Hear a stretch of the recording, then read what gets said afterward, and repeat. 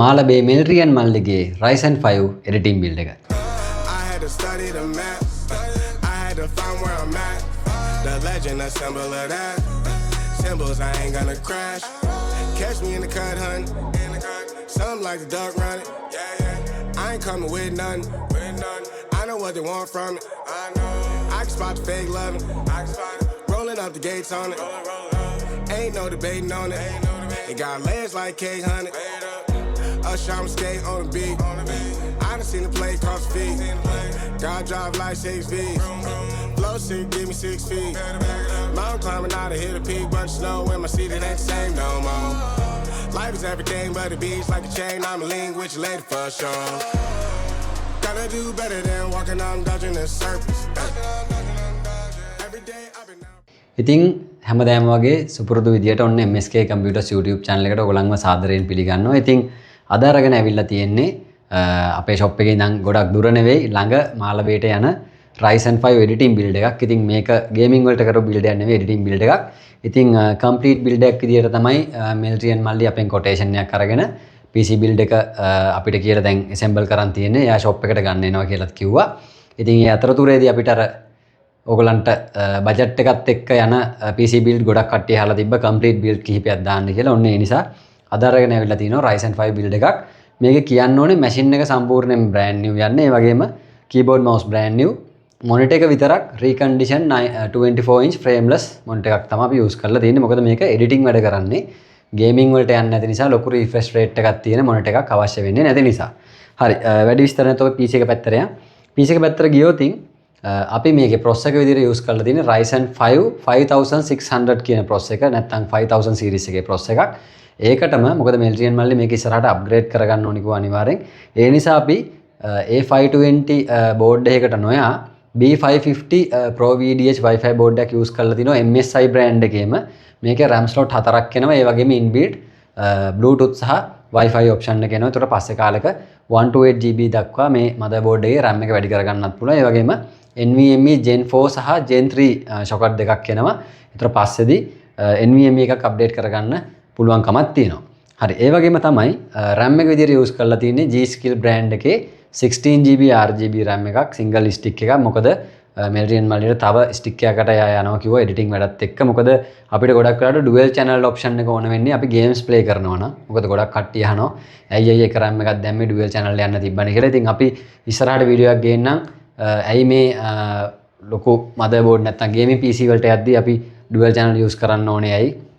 ඒ වගේම processor එකක් ගද්දි කොහොමද ඒකට match වෙන motherboard එකක් හොයාගන්නේ? ඒ වගේ විස්තර ටිකක් එක්කම ඔයගලන්ට අපේ දැනුමට යම program එකෙන් ඒ ටික අරගෙන එන්නත් බලාපොරොත්තු වෙනවා. හරි graphic card එක විදියට මේක use කරලා තින්නේ RTX 3060 12GB ASUS graphic card එක. ඉතින් ඔයගොල්ලෝ දන්නවා මේ දවස්වල graphic card උයි RAM උයි සහ SSD නැත්නම් NVMe drives ගොඩක් මිල වැඩි වෙලා තියෙන. ඉතින් අපි බලමු මේ යුදමය තත්ත්වය අඩු වුණාම ගොඩක් වෙලාවට ආයේ price එක තිබ්බ ගණන් වලට වඩා පොඩ්ඩක් අපි හිතනවා අඩු වෙයි කියලා. බලමු අපි ඉස්සරහට මොකද වෙන්නේ කියලා ඒක ගැන. ඒ වගේම තමයි storage පැත්තට ගියොත් මේකේ 256GB NVMe එකක් විතරයි use කරලා තියෙන්නේ. මොකද මේක ගන්න මල්ලි ළඟ තියෙනවා කියලා කිව්වා. එයාගේ පරණ PC එකේ hard එක ඒක මේකට එයා ඒක attach කරගන්නවා කියලා කිව්වා. හරි.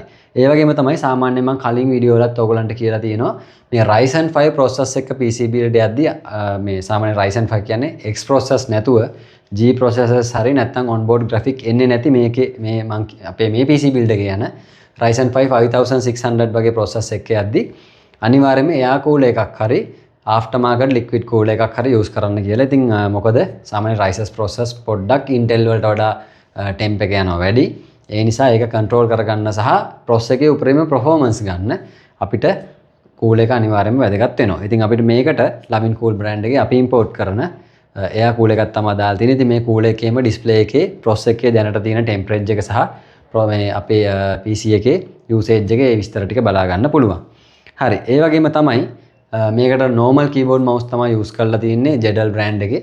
ඒ වගේම මම කලින් කිව්වා වගේ 24 inch monitor එකක් use කරලා තියෙනවා. ඉතින් මේ PC build එකේ සම්පූර්ණ මුදල වෙනවා ලක්ෂ 3ක්. ඒ වගේම තමයි PC එක විතරක් ඕගලන්ට වෙනම ගන්නව නම් 2,80,000ක මුදලකට ගන්න පුළුවන්.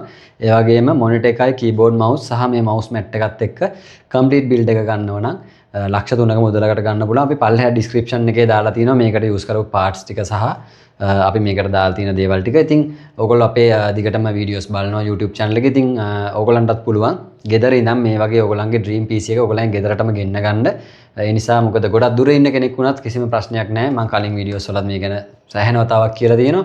ඕගොල්ලන්ට සල්ලි දාලා බය නැතුව ගෙන්න ගන්න පුළුවන්. මොකද අපේ YouTube channel එකට ගියොත් සාමාන්‍යයෙන් ගොඩක් දුර පැතිවල අපි ගත්තොත් යාපනයේ ට්‍රින්කෝ නැත්නම් ගාල්ල මාතර පැත්ත අම්පාර මොනරාගල ඔය වගේ හැම පැත්තරම යව PC build වලට වීඩියෝස් සහ ෆොටෝස් අපි දාලා තිනවා. අපේ රිවිව්ස් ටික දාලා තිනවා. ඉතින් ඒ නිසා ඔයගලන්ට වොරන්ටි එක ගැන සහ අපේ සර්විස් එක ගැන බය වෙන්න දෙයක් නැහැ. අනික අපි අවුරුදු 10ක් තිස්සේ එකම තැන ශ්‍රේෂ්ඨ ඉන්න කට්ටිය. ඒ කියන්නේ අපේ ස්ථානය වෙනස් වෙන්නේ නැහැ. දැන් ගොඩක් shops අවුරුදු 10ක් ඇතුළත තැන් කිහිපයකට මාරු කරනවා. අන්න එහෙම ප්‍රශ්න තියෙනවනේ. ඉතින් අපි එකම ලෑන්ඩ් එකේ අපේම තැනක අවුරුදු ගානක් තිස්සේ කස්ටමර්ස්ලාට සර්විසස් එක දීගෙන යනවා.